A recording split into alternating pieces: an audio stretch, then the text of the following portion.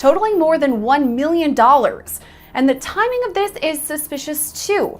All the policies were created just 1 week before her sudden death. When families are torn apart by violence, the pain is indescribable. The betrayal, the heartbreak, it's unimaginable. But what happens when the person behind the devastation faces justice? In this video, craziest family killers reacting to insane sentences. One case, James Collar, will leave you questioning how far darkness can go. Let's begin. Cheers. Cheers. In 2020, Andre Rebello was a 24-year-old cryptocurrency trader living with his then partner, popular model and social media. In 2020, Andre Rebello, a prominent cryptocurrency investor, found himself at the center of a murder case that captivated the media and the public. It all began when the body of Andre's mother was discovered at her home in Bicton, Perth, Australia. The circumstances surrounding her death raised numerous questions, and Andre found himself facing multiple charges, including murder. 4 fraud charges, which related to instances where he tried to recover the insurance money, including forging his mother's last will and testament. During the trial, which took place in November 2024, the prosecution presented a compelling argument suggesting that Andre's motive for the murder was not as innocent as he had claimed. They alleged that the real reason he was at his mother's house on April 25, 2020, several hours before her body was found, was to carry out a sinister deed. According to the prosecution, Andre intended to take advantage of his mother's life insurance policy and reap the financial benefits. To support this claim, the prosecution presented evidence that Andre had led an expensive lifestyle, which required him to keep up appearances on social media. They argued that Andre's need for financial backing led him to commit the heinous crime. Andre, for his part, admitted to fraud charges related to his efforts to claim insurance, but vehemently denied the charge of murder. Andre claimed that he and his mother were discussing life insurance on the morning she was tragically killed. According to Andre, this conversation was merely a hypothetical scenario, and there was no intention to defraud anyone. As the trial progressed, the courtroom was witness to a clash of narratives and conflicting evidence. The prosecution painted a picture of a cunning and calculating son who murdered his own mother to secure his financial future. On the other hand, Andre's defense team argued that their client was innocent and was simply in the wrong place at the wrong time. Instagram star and model Gracie Piscopo broke his silence after being accused of his partner mother. Andre Rebello was. However, the prosecutor argued that the case was not as simple as it appeared. According to the prosecution, the sole motive for Andre's visit to his mother's home on April 25th was to take her life. They presented evidence to back up this claim, including testimony from Grace Piscopo, a social media influencer who had been in a relationship with Andre in 2020 when he was arrested. Was detained after his mother was found in a Perth house in 2020. Watch the video above. Detectives talk about Andre Rebello's. But before Grace took the witness stand, the prosecution presented crucial evidence in the form of cell phone records from Andre's phone. These records show that Grace attempted to contact Andre over 10 times between 11:10 a.m. and 11:35 a.m., sending several texts and begging him to answer his phone. The prosecution alleged that this was the time when Andre killed his mother. However, Grace testified that Andre typically left his phone on silent, which frustrated her when she couldn't reach him. Cryptocurrency trader living with his then partner, popular model and social media influencer Grace Piscopo, and their 18-month-old child. During cross-examination, Grace rejected the prosecutor's allegation that she was trying to protect Andre. She maintained that she had reached out to him because she genuinely cared about his well-being. However, the prosecution argued that her desperate attempts to reach Andre backed up her claims that he was involved in his mother's murder. Andre's fate hangs in the balance as the trial winds to a close. The reaction to Rebello's situation has been a mix of shock and disbelief. Many are struggling to understand how someone who seemingly has it all could be involved in such a heinous crime. To the public, the mere fact that a person with so much going for them could allegedly commit such a heinous act has left many questioning the very nature of humanity. Media coverage of the case has also played a role in shaping the public's perception of Andre Rebello, as the constant coverage of the investigation contributed to the dissemination of information and fueled the public's curiosity. This constant exposure has created a strong emotional response as people try to make sense of the situation. Andre Rebello's alleged murder of his mother shocked Australia. However, Nathaniel Huey Jr.'s case is nothing short of heinous, one that will leave you questioning the depths of human depravity. It started here on this Romeoville block September 17th, 2023 as a wellness check. Alberto Rolone, Zoraida Bartolome, their 2 boys, ages 7 and 9, lived in the home. In September 2023, a tragic incident unfolded. Nathaniel Huey Jr., a 26-year-old individual lost his life in a car crash during a high-speed police chase. What made this pursuit even more tragic was the fact that Huey Jr. was the prime suspect in a triple murder that had shaken the community. The victims, Zoraida Bartolome, Alberto Roland, and their two sons, Adriel and Diego, along with their two dogs, were all senselessly killed.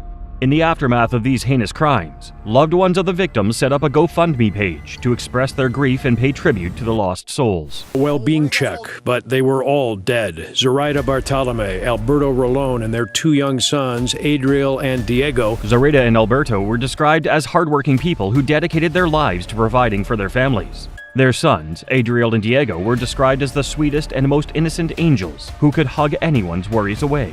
The page expressed that the world would be much darker without these four. Palomo and her fiancé, Nathaniel Huey Jr. Police say to extinguish a love affair between Huey and the married Bartolome. According to these crime records obtained tonight by the I-Team, once Nathaniel Huey Jr. was identified as the prime suspect in the murders, the police issued an alert to nearby agencies, warning their fellow officers that Huey Jr. had extensive firearm training. This information further intensified the search for Huey Jr., as authorities recognized the potential threat he posed. It looked like she was being held against the will. A new report from Romeoville police obtained by NBC5 News paints a much different picture. So who was Ermelinda Palomo, and why was that Romeoville family of... Several days later, in Catoosa, police spotted Nathaniel Huey Jr. driving a car and attempted to pull him over. However, Nathaniel Huey Jr. sped off instead of stopping, leading to a chase on Interstate 44. During the chase, Nathaniel lost control of his vehicle and crashed. The car caught fire, engulfing it in flames. Armed and dangerous murder suspect. Out of where? Illinois, I think. An Oklahoma officer on scene tries to piece together who they were. She's the missing person, endangered. He's the murderer. Officers who were present at the scene of the crash reported that they had heard 2 gunshots before the incident. Upon approaching the vehicle, they discovered a woman inside. The woman, identified as Ermelinda Palomo, sustained a gunshot wound.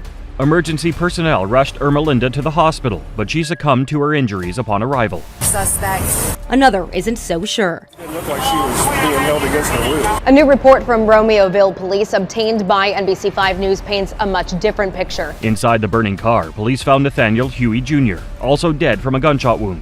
According to Ermelinda's family, Ermelinda was Nathaniel Huey Jr.'s fiancée. She was also a mother of 5 and had 5 grandchildren.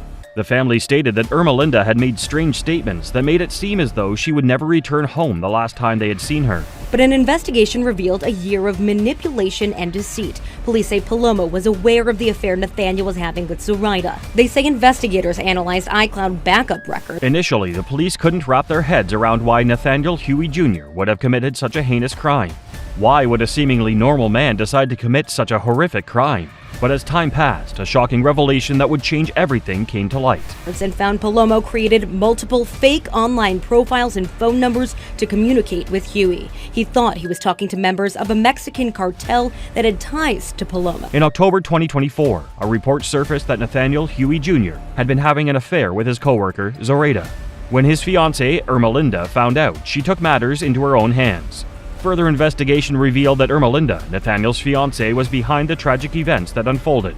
She had apparently used fake social media accounts to catfish Nathaniel, convincing him he was part of a crime organization. To committing the murders to a police informant because people were after him. The officer's report says there's no reason to believe Huey ever knew she was the one behind the account. Ermelinda's elaborate plan involved creating a web of deceit and manipulation, ultimately leading to a tragic outcome. 2 days before the brutal murders of the Bartolome family, Ermelinda successfully managed to plant the seed of doubt in Nathaniel's mind. She convinced him his lover, Zoraida, was the real threat through her carefully crafted lies and manipulation. Nathaniel had no idea that it was Ermelinda playing a dangerous game behind the account. And he likely died in Oklahoma without ever knowing that truth. Romeoville's police chief says nothing can justify a senseless act of violence, and this case unfortunately does not mean closure for so many continuing to grieve. Nathaniel Huey Jr., driven by fear and paranoia, acted upon Ermelinda's twisted manipulations. On that fateful night, Ermelinda accompanied Nathaniel to the Bartolome home. While Nathaniel went inside, Ermelinda remained in the car, her sinister plan set in motion. Inside the Bartolome home, Nathaniel pulled out a 9mm pistol and opened fire on the family of 4 and their 2 dogs. The deaths of Nathaniel Huey Jr. and Ermelinda Palomo, before they could be arrested and face trial for their crimes, generated a sense of outrage and relief among the victims' families. On the one hand, they were deeply upset that justice would not be served in the usual manner. However, on the other hand, they felt a sense of relief knowing that they would not be subjected to a lengthy and distressing trial. Nathaniel Huey Jr.'s violent actions left a trail of devastation, but the next case unravels a sinister betrayal. David Swift, a man whose dark secrets and calculated moves turned a seemingly normal life into a tragic tale of deception and loss. She was just a wonderful mother. She would do anything for her children. They were number one in her life. They came before anything else. On October 30th, 2011, Karen Swift, a 44-year-old woman, vanished without a trace from her home in Dyersburg, Tennessee. The disappearance of Karen set off an alarm among the authorities and sparked a massive search effort.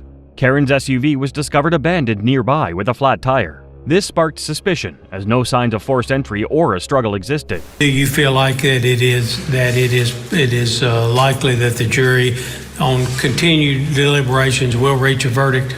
No, sir. Karen Swift's husband, David, was questioned by the authorities and offered his assistance. However, his story painted a troubling picture of their marriage. According to David, he and Karen initially married in 1989. They had 2 sons together, but the marriage ended in divorce after David admitted to having an affair. Despite the separation, David claimed that he and Karen reunited and eventually remarried. This is video of him coming out of that courtroom just minutes ago. When they found her body in December of 2011, that was 6 weeks after someone reported her missing. This second marriage produced 2 daughters, but their marital troubles continued. When pressed by the detectives, David speculated that Karen may have been experiencing a midlife crisis. He claimed she had recently expressed dissatisfaction with her life and hinted at wanting to change. It's now considered a cold case. As we've reported, the 44-year-old mother of 4 went missing after a Halloween party in 2011. 6 weeks after Karen went missing, her skeletal remains were discovered under a tree in the local graveyard. The forensic examination revealed she had died from blunt force trauma to the head. Karen's manner of death was ruled a homicide, triggering a desperate search for answers. Now, talking to people off camera, they've remained quiet, wanting to keep Karen Swift's memory alive. Now, despite this new information in this autopsy report, many people say this is a tragic story. The detectives focused their attention on Karen's husband, David Swift. They speculated that he killed her because she wanted to leave him again, but lacked sufficient evidence to implicate him in the crime.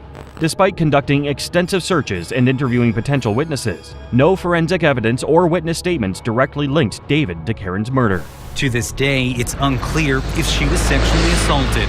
According to the toxicology report, Swift had Benadryl, Tylenol, and caffeine in her system. Over time, the investigation into Karen's murder went cold. David Swift moved out of state with his children and remarried. Despite the tragedy, he remained an involved father to his daughter, Ashley. According to Ashley, David continued to provide support and guidance after her mother's death. Last month, David Swift was on trial for the murder of his wife, Karen Swift, in 2011. Karen Swift's body was found in a cemetery near Dyersburg. However, new leads emerged after a cold case team reopened Karen's case. Detectives soon felt as if they had finally uncovered enough evidence to arrest David and charge him with her murder. In 2022, David Swift was arrested for murdering his wife, Karen. But I'll be surprised if they ever try to get a case of this age and you can't even get them to agree on voluntary. I would be surprised if the defendant faces a trial again. As the case unfolded in the courtroom, the fate of David hung in the balance. To the surprise of many, he was found not guilty of first and second-degree murder. Despite the initial acquittal, David's legal troubles were far from over. He is currently awaiting trial on manslaughter charges. David Swift's tale of betrayal and loss revealed the darkness behind his actions. But the next case takes a more violent turn. Colby Allen Parker, a man whose gruesome crimes shocked everyone who heard the details. Questioned about the death, Colby Parker pulled the human ears from his pocket. CBS affiliate WPEC reports the Lake County Sheriff's Office responded to a home in 2021. Authorities were called to a residence on reports of a stabbing. What they discovered there shook the community to its core. On the night in question, police officers arrived to find a chaotic situation. As they approached, they were greeted by a gruesome sight. Colby Allen Parker, a young man covered in blood, was frantically trying to explain what had happened. In Central Florida Saturday night for reports of a man being attacked by his grandfather. According to deputies, Parker claims Wells pulled a knife on him. Parker managed. As the police carefully approached the scene, they discovered the lifeless body of an older man. This body bore the chilling scars of multiple stab wounds. Further investigation revealed that the older man was Colby's grandfather. Managed to get the knife away, then used it against Wells in what he called self-defense. Investigators say Parker admitted to cutting his grandfather multiple times. While officers were examining the grandfather, another officer approached Colby for questioning. According to Colby, the tragic events that unfolded that night started when his grandfather attempted to hurt him. However, Colby managed to seize control of the situation and fatally stabbed his grandfather in the heart. However, the multiple stab wounds on the grandfather's body indicated that this was not a simple altercation. Other than that, I don't know where Junior is. I asked and he didn't know. So, Junior?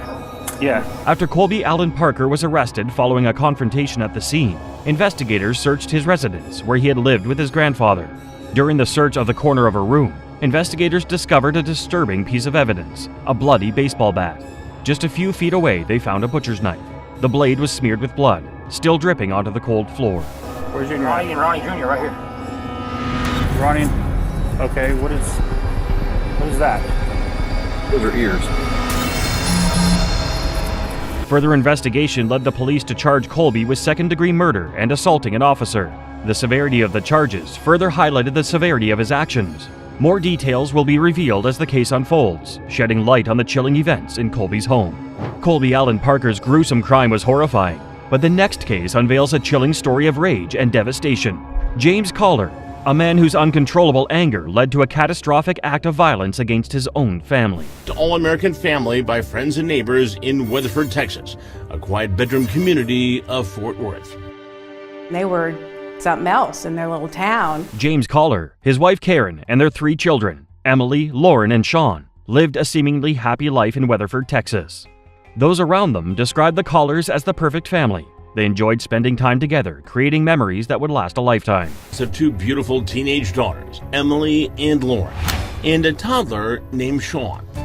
Emily was the firstborn, and she... As the summer of 2008 approached, James was presented with an exciting opportunity. He was offered a job in the state of Missouri.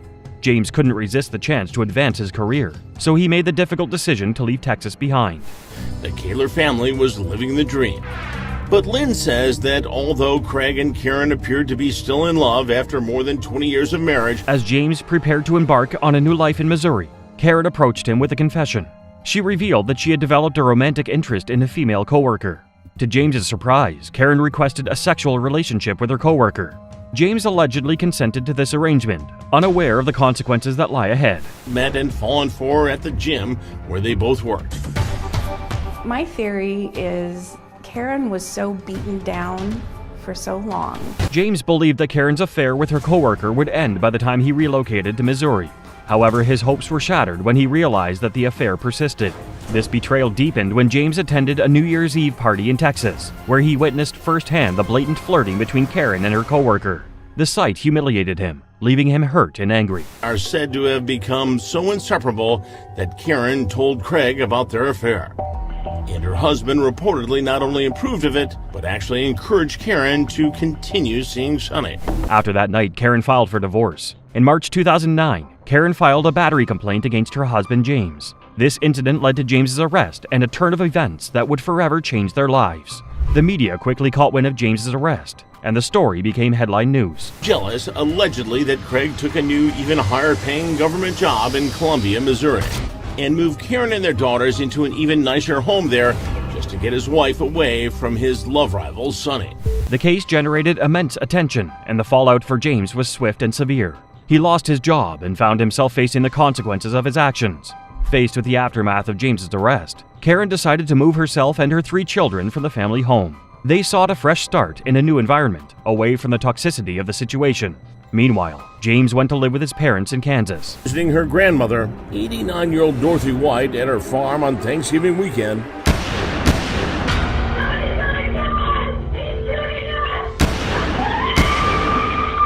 During this time, James made it his mission to win Karen back. He worked tirelessly to repair the damage he had done, but to no avail. Frustrated and desperate, James decided to take drastic measures to humiliate Karen in public. He embarked on a campaign to destroy her public image and invade her privacy. James sought to expose Karen's secret and tarnish her reputation by hacking into her computer. The grandmother calls her emergency alert service, saying a gunman has just burst into her home, firing at anything that moved. On November 29, 2009, Karen, Emily, Lauren, and Sean made the fateful decision to visit Karen's grandmother, Dorothy White, at her house in Burlingame, Kansas. At around the same time, James Collar, armed with a deadly weapon, drove from Meridian to Burlingame. His destination? Dorothy White's home. The alarmed operator can hear gunfire in the background.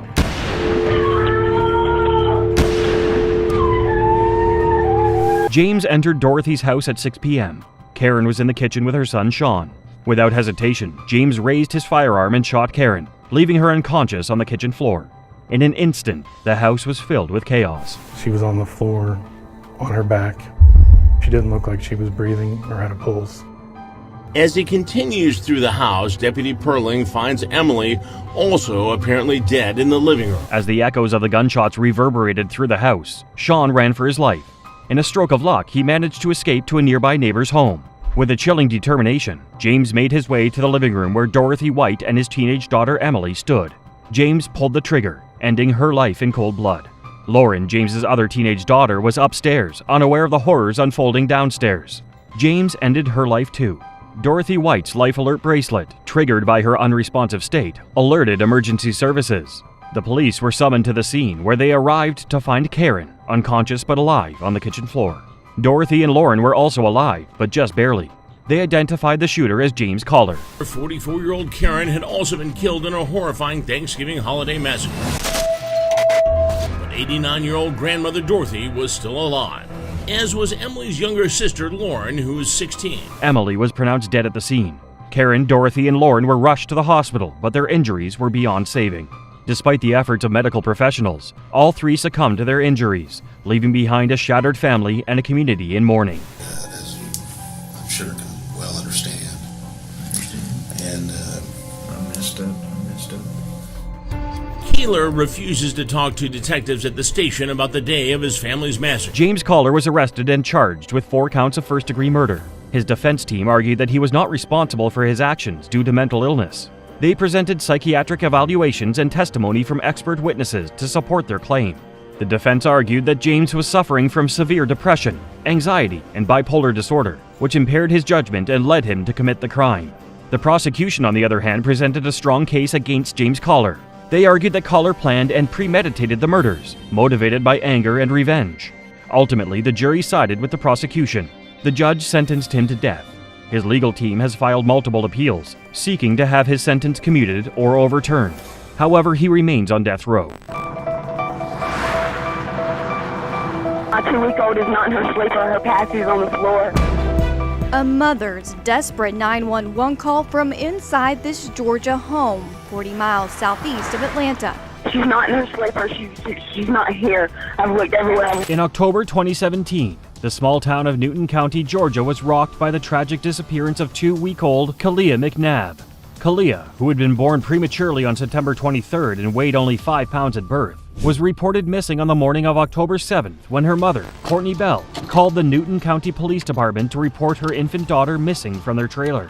This incident sent shockwaves through the community, as Kalia's disappearance quickly became a cause for concern. 15-day-old Kalia McNabb, home just days ago from the hospital, is missing. The 911 operator keeps Kalia's mother, Courtney Bell, on the phone. The search for Kalia was intensified. With the help of local volunteers, law enforcement, and canine units, authorities conducted an extensive search around the area where the family lived. However, on October 8th, one day after Kalia was reported missing, the search took an even more sinister turn. Search teams, who were diligently combing through the trailer park where the family resided, stumbled upon a shocking and tragic discovery. Kalia's body, wrapped in blue cloth and placed under a log in a wooded area just a quarter mile away from her home, was found. But I want my kid back, man. That's my child, man. I want my kid, man. The next morning, in this wooded area adjacent to the family's mobile home park, searchers make a heartbreaking discovery. As the investigation continued, authorities swiftly zeroed in on Christopher McNabb, Kalia's father, as the primary suspect in the case. On October 17th, he was formally charged with a slew of offenses related to Kalia's death, including malice murder, felony murder, and concealing a death. Several months later, on January 1st, 2018, Courtney Bell, Kalia's mother, was also charged in the case. The charges against her included concealing a death, false statement, and tampering with evidence. Now, more than a year and a half after their daughter's tragic death, Mother and father are sitting side by side in court as the state of Georgia seeks justice for baby Kalia. In 2019, Christopher McNabb was convicted of 8 charges, including first-degree murder, conspiracy to commit murder, and tampering with evidence. During the sentencing hearing, Judge John M. Ott addressed Christopher directly and asked him what sentence he would impose upon the guilty party if he were innocent. Without hesitation, Christopher stated that the maximum sentence would be appropriate. To the shock of everyone in the courtroom, Judge John M. Ott decided to impose that very sentence on Christopher.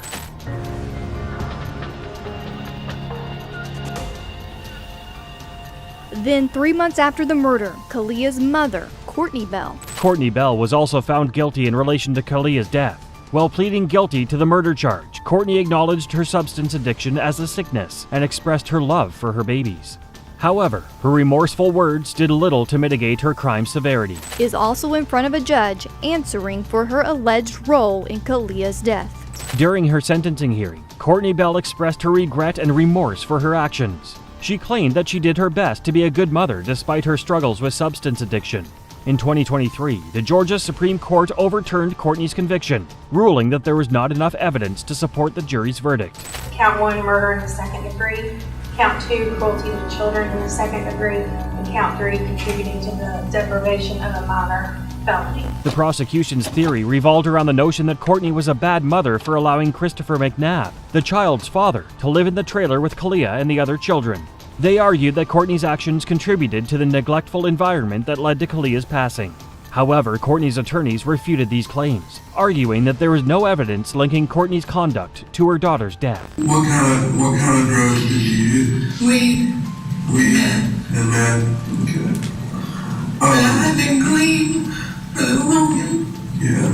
Courtney's attorneys argued that the prosecution relied on a flawed theory that painted her as a bad mother. They argued that there was no evidence to support the notion that Courtney's actions directly caused her daughter's death. The court ultimately determined that the prosecution failed to show any evidence linking Courtney's conduct to her daughter's death. Courtney Bell's sentence was overturned, and she was released after serving time in prison. However, Christopher McNabb remains behind bars, facing the consequences of his actions. Christopher McNabb's tragic crime left a community devastated, but the next case is just as chilling. Matthew Ponomarenko, a man whose violent actions towards his own family reveal a terrifying and senseless act of destruction. Matthew Ponomarenko called 911, told a dispatcher he killed his son inside the family's living room. We've chosen not to air that call, but in it, the father says he beat his son to death with a baseball bat. On March 25, 2021, a shocking incident unfolded in Parma, Ohio, when 34-year-old Matthew Ponomarenko called 911 and confessed to murdering his 5-year-old son, Jax. The dispatcher immediately dispatched officers to the scene, where they discovered a horrific crime scene inside Matthew's home. From the Russell Avenue home of Matthew Ponomarenko chilled me to the bone. The caller, allegedly 31-year-old Ponomarenko, admits to beating to death with a baseball bat. Upon arrival, police found Matthew standing in his front yard, seemingly unaffected by what he had just done. Inside the house, police officers found Jax's lifeless body, with multiple blunt force trauma injuries to his head and face. The devastating discovery left everyone in disbelief, and Matthew was arrested and charged with aggravated murder, kidnapping, and endangering children. His 5-year-old son, Jax, but he wouldn't respond when the 911 operator asked him when or why. He'd only say he was hearing voices, but he didn't elaborate. As investigators delved into the case, they discovered that Matthew had a history of putting his son Jax in danger. In 2017, Matthew pleaded no contest to a child endangerment case in which he left Jax in the middle of a road, yelled at people in the street, and admitted to using meth and PCP. Jax, Matthew's 5-year-old son, was autistic and nonverbal. He communicated through a tablet. In 2019, Cuyahoga County conducted an investigation into, quote, parenting issues with the Ponomarenkos, but that case was subsequently closed. After Jax's lifeless body was found in their home, investigators began their search for answers. What they found was shocking: evidence of mistreatment and torture. The crime scene revealed scenes of severe physical mistreatment, leaving no doubt that Jax had endured unimaginable suffering at the hands of his own father. First we'll go to a Zoom from County Jail, case number 658361, Matthew Ponomarenko.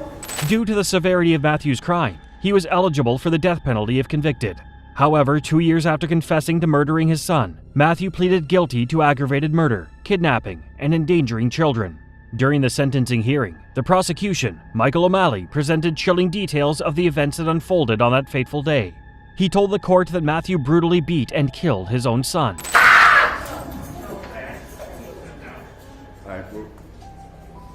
I'm standing! All right, we're going to take a break. Deputy, take him into the holding cell.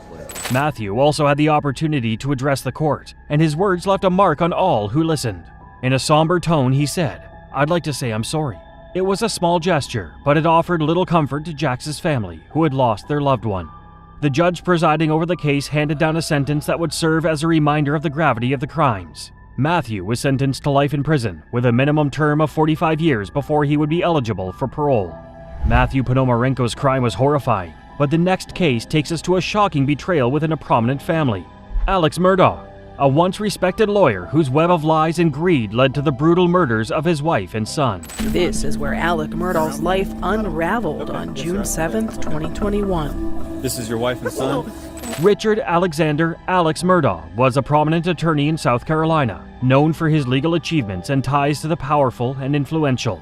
However, behind the facade of wealth and status, whispers of secrets and scandals lurked beneath the surface. On July 8, 2015, 19-year-old nursing student Stephen Smith was found dead 15 miles from Murdaugh's estate in Moselle.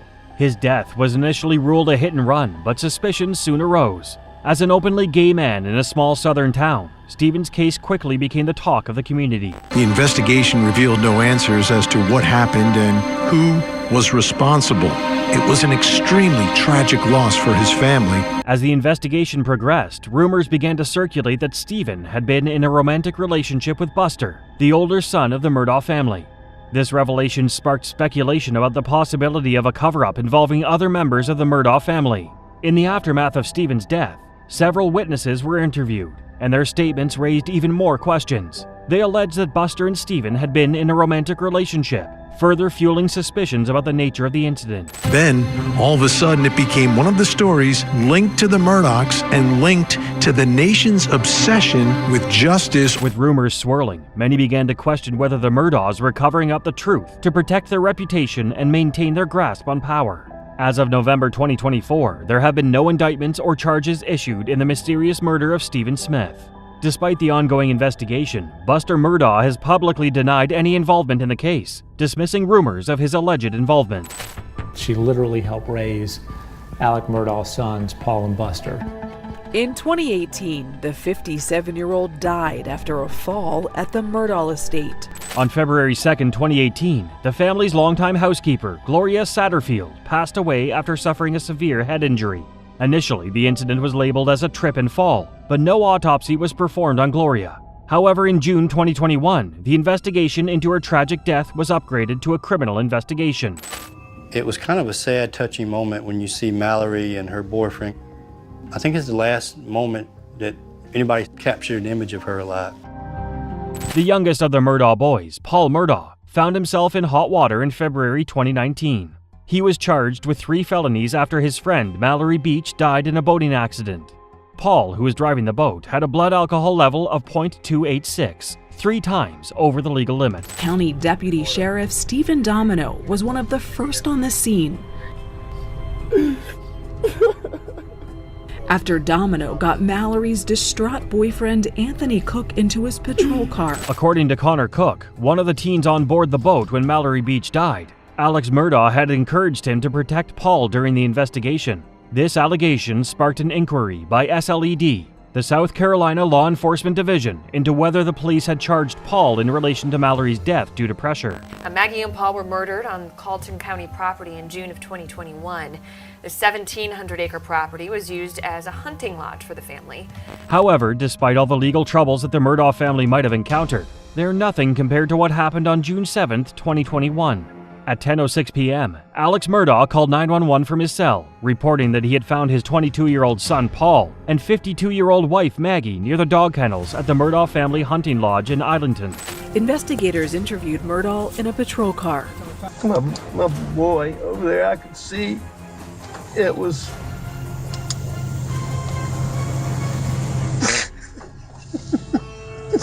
When the police arrived at the scene, they found Paul and Maggie shot with at least 2 different weapons. They spoke to Alex at the scene, who claimed at the time of the shooting he had been visiting his ill mother. Yet, the detective's investigation soon focused on Alex Murdaugh for the murders of his wife and son. He was indicted on dozens more charges for defrauding clients out of millions of dollars. And then in July of 2022, more than a year after the grisly murders, nearly 1 year after the devastating murders, Alex Murdaugh found himself at the center of a maelstrom of controversy and suspicion. The prosecution put forth a compelling argument, claiming Alex's motive for committing these heinous crimes was to distract from the various financial crimes that were about to come to light. It was alleged that Alex sought to garner public sympathy and divert attention away from his wrongdoings. At the kennels at 8:44 p.m. on the night Maggie and Paul were murdered. I was. Come here, Bob. Come here, Cash. Come here, Bob. Cash. You continued lying after that night, did you not? But once I lied, I continued to lie. Yes, sir. On March 2, 2023, Alex Murdaugh stood trial for the murders of his wife, Maggie, and their son, Paul. After an extensive legal process, a jury found him guilty on both counts, handing down 2 consecutive life sentences. The verdict was met with mixed emotions, as some felt justice had been served, while others remained skeptical of the prosecution's claims. The shooter's covered in blood. The shooter's gun is covered in blood. Common sense thing here is there were 2 shooters. Alex Murdaugh appealed to the state Supreme Court despite his conviction. His fate currently remains in the hands of the highest court in South Carolina. While his sentence brings closure to the case, many questions remain unanswered. Alex Murdaugh's shocking betrayal of his own family left a trail of devastation, but the next case is just as haunting. Philip Snyder, a man whose violent actions, fueled by anger and obsession, led to a senseless and brutal crime. Philip Snyder and his wife Roberta, known as Bobby, both in their 70s, lived here on St. Abigail Street until Bobby's brother finds out she's missing. In a small town in Ohio, a disturbing case unfolded. Philip Snyder, a 73-year-old man, claims his wife Roberta died unexpectedly while they were on a road trip to Graceland. However, the details of this story raise suspicions and leave investigators questioning what really happened. She choked on a phlegm. She'd been choking for quite a year. He says she died in this truck when they got to Memphis.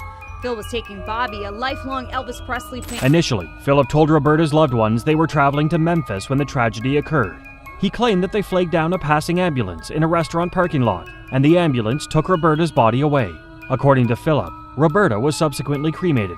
You remember the checkers, passing the checkers? Yeah, I think it could have been checkers. Police thumbed through his receipts looking for clues. We're trying to find your wife. However, the Hartford police in Ohio, where Philip and Roberta resided, began questioning Philip's claims. They contacted the authorities in Memphis, where Philip alleged Roberta had passed away, but no one could locate her body. Faced with mounting evidence, the detectives confronted Philip. Philip's initial story crumbles, and he changes his story. He now claims that Roberta died while they were in between Columbus and Cincinnati, while they were on their way to Memphis. They move to the kitchen, where Phil goes through Bobby's purse. He finds her license. That's the breaking point for Chief Larry Dordia. Because Roberta wanted to be with nature and not on someone's shelf, Philip told the detectives he threw Roberta's body off a bridge on I-40 in Tennessee. However, when drivers and search teams scoured the area, they didn't find any sign of Roberta. With Philip's constantly changing narrative and the absence of Roberta's body, investigators are left searching for the truth. They work tirelessly to piece together the events leading up to Roberta's disappearance and death. Oh my goodness, I feel so bad. I feel so bad.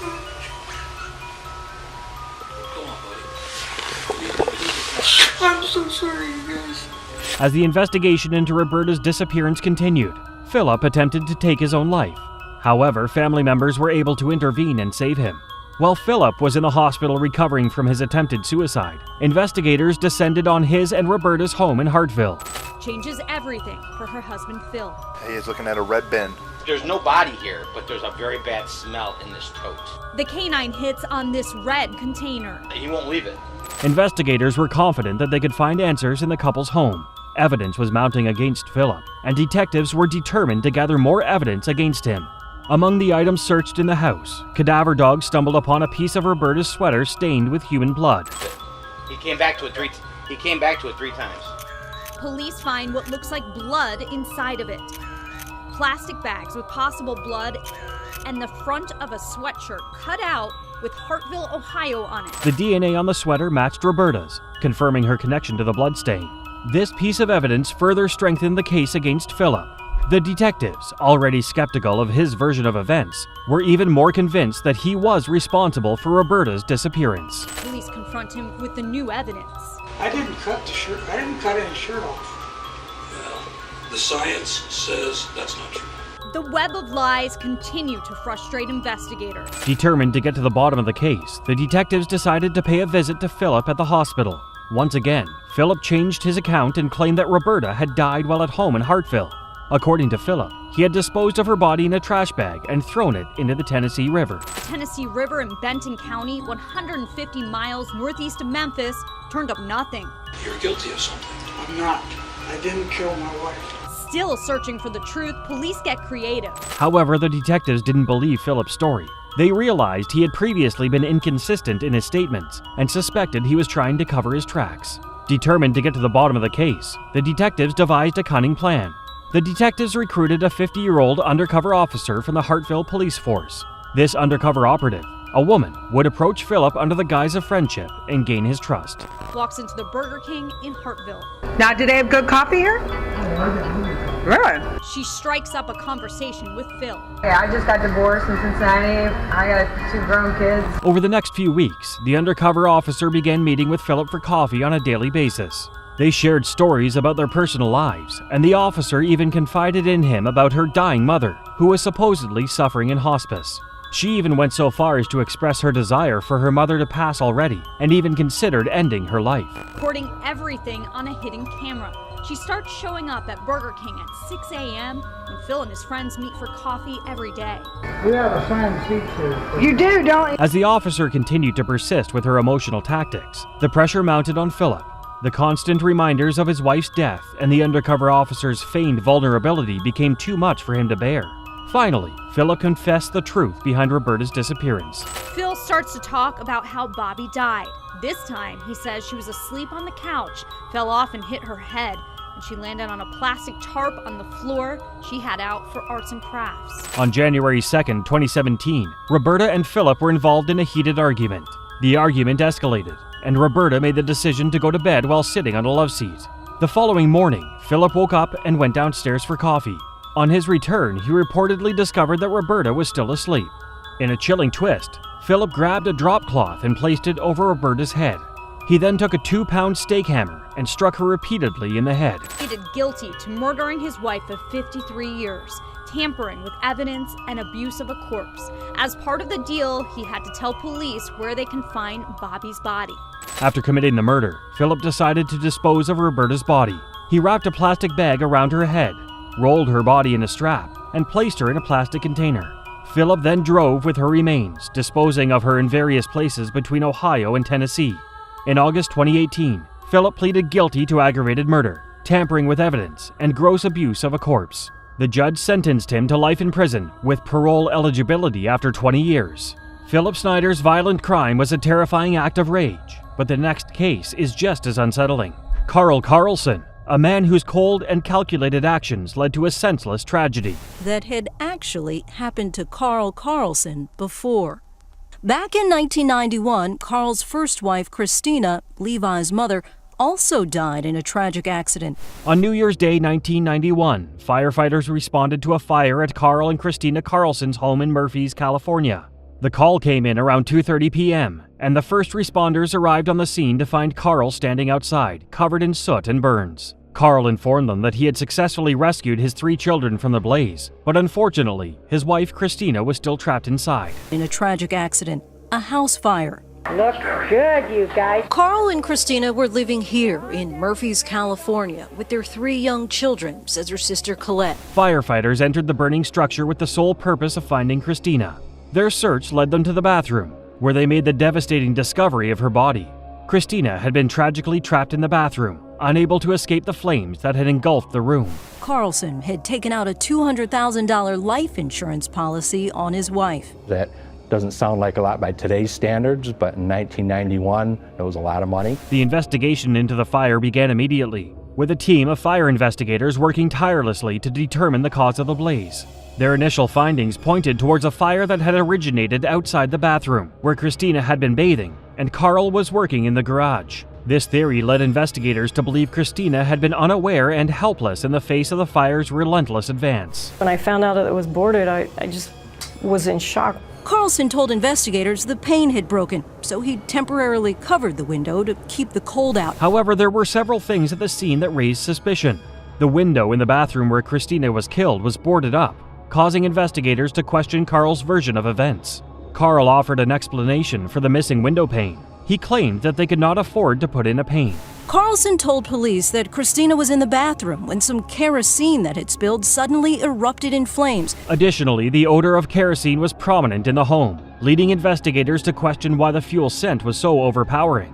Once again, Carl seemed to have an explanation for this. He claimed that he accidentally spilled a container of kerosene while attempting to heat the home days earlier, and it somehow fit into the rug.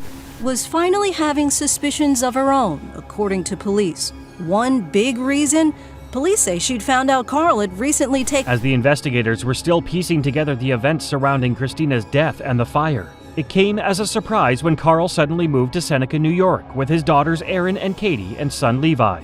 This decision raised even more suspicions among Christina's family, as they firmly believe Carl had a hand in her demise. However, the official manner of death for Christina was ruled as an accident in March 1991. A $1.2 million life insurance policy on her, although Carlson later denied it. She agreed to wear a wire, pretending to Carl. This ruling left Christina's family feeling frustrated and disillusioned. They knew in their hearts that something more sinister was at play, but their attempts to bring the truth to light fell short. The insurance company, which was the beneficiary of Christina's life insurance policy, paid a hefty sum of over $215,000 to Carl after the manner of death was concluded. While he was underneath it, the truck slipped off the jacks that were holding it up. Okay, we're going to start CPR, okay? Yeah, Carl, they want to start CPR. Do you know CPR? For Carl, it appeared he had moved on with his life. He settled on a farm and married Cindy Best. It seemed that tragedy had finally passed by the Carlson family. However, on November 20th, 2008, Cindy called 911, informing the dispatcher that a truck had fallen off the jack and that her 23-year-old stepson Levi was stuck underneath, not breathing. It was all ruled a tragic accident, a once-in-a-lifetime tragedy. When the police and the paramedics arrived at the scene, it became evident that Levi was already dead. The tragedy had struck the Carlson family once again, leaving everyone in disbelief and grief. According to Carl, Levi had been crushed under the weight of the vehicle, which weighed half a ton. But then in 2012, another member of the family contacted the New York police. That's when Lieutenant Investigator John Clear got involved for the first time and started checking out. However, as the story unfolded, suspicions began to grow. The detectives investigating the death soon learned that Carl had taken out life insurance policies on both Christine, his deceased first wife, and Levi just days before their passing. Even more suspicious was the fact that Carl was the beneficiary of both policies. Now living apart from Carlson, was finally having suspicions of her own, according to police. One big reason? Police say she'd found out Carl... 4 years later, in 2012, the case took an unexpected turn. The detectives made contact with Cindy, Carl's estranged wife, who provided them with crucial information.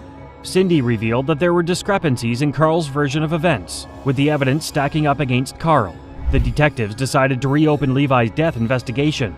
They began piecing together the clues, unraveling a web of deceit that pointed directly to Carlson as the prime suspect. Exclusive, you're about to hear part of that conversation for the first time. Can you just tell me how things went that day so that I know in my head? In an exclusive interview with the detectives, Cindy painted a disturbing picture of Carl's abusive and controlling behavior. She described him as a narcissistic man who exerted total control over all aspects of her life. Determined to uncover the truth, Cindy decided to take a bold step and wore a wire, allowing her to record conversations about Carl and Levi's death. If you pushed the truck and you said yes. I didn't push the truck, I said I had nothing to do, but I said I took advantage of the situation once it happened. As Cindy spoke to Carl and gathered evidence, she expected a confession. However, to her disappointment, Carl remained steadfast in his denial. Cindy's efforts were not in vain despite the lack of a confession. During the conversation, Carl made a statement that seemed to incriminate himself. This crucial piece of information would pave the way for his eventual arrest. Please bring Carlson in for questioning. So, the reason that they brought you in today to finally talk to you was really over my son, Diane Levi. Under intense questioning, Carl's story took a surprising turn. He now claimed that he accidentally dropped the truck on his son Levi, leaving him unconscious. Panicked, Carl fled the scene and called 911 when he returned. However, his story did not add up, and there were inconsistencies in his account. As the pressure mounted, Carl's narrative continued to change, leaving detectives suspicious about his true role in Levi's tragic death. His lawyer, speaking on his behalf, says he respectfully disagrees with the court's recent decision to allow the jury to hear the recorded conversations Carl Carlson had with his wife. Carl Carlson was charged with second-degree murder in the death of his son. Faced with overwhelming evidence, Carl eventually pleaded guilty to second-degree murder and was sentenced to 15 years in prison. It was a bittersweet victory for investigators, knowing that justice had been served, but mourning the loss of an innocent life. Her office is now actively investigating the death as a homicide and cannot comment on an active investigation. But now, even with Carl Carlson in jail awaiting trial, as the case progressed, detectives turned their sights on Carl's deceased wife, Christina. The circumstances surrounding her death had always seemed suspicious, and new evidence began to surface that implicated Carl.